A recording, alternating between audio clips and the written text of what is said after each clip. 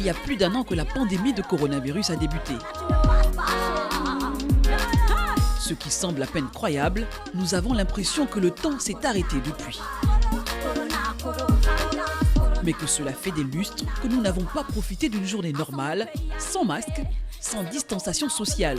Pour beaucoup de gens, ces 12 mois ont été les plus éprouvants de toute leur vie. Aujourd'hui, nous, on a l'impression que le temps est devenu de plus en plus court. Ouais, tout est devenu très stressant et ça ne nous donne vraiment pas l'opportunité de faire le maximum que nous avons à faire de la journée, d'épuiser suffisamment la journée de travail. Et c'est vrai qu'avec ce stress, on peut se faire faucher par un taximan, surtout dans la période de 16 h lorsque nous approchons du coup-feu. Le nombre de décès dus à la Covid-19 continue sa course folle. Des dizaines de milliers de décès sont toujours enregistrés quotidiennement dans le monde. Cette tempête virale a jeté une ombre sur l'économie mondiale, les réseaux de relations internationales et même certains aspects de la vie quotidienne des gens, de sorte que rien n'a été épargné.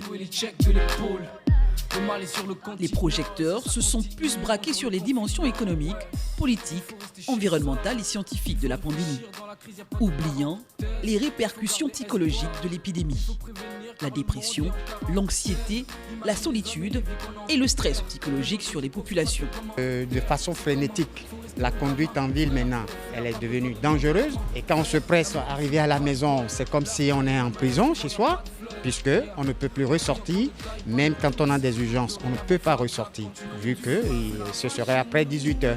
Là, dans cette atmosphère, c'est plus que stressant. C'est épuisant finalement, moralement, psychiquement et physiquement. La pandémie a été décrite comme un choc collectif, car son impact touche tout le monde, y compris ceux qui n'ont pas été infectés par le virus, mais sont terrifiés à l'idée de le contracter eux aussi à leur tour. Cependant, le traumatisme psychologique est plus profond que beaucoup ne l'imaginent. La maladie existe. Maintenant, il y a une responsabilité personnelle de chacun d'entre nous. C'est de pouvoir respecter les mesures barrières édictées par le gouvernement. C'est tout simplement prendre des précautions nécessaires pour ne pas se contaminer les uns les autres.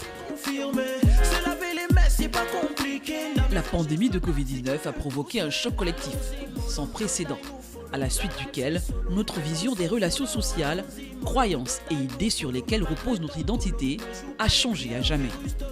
Cependant, toutes les pandémies prennent fin et celle du coronavirus prendra inévitablement fin un de ces jours. Pour le moment, seule une attitude de discipline peut aider à surmonter et faire face à cette pandémie.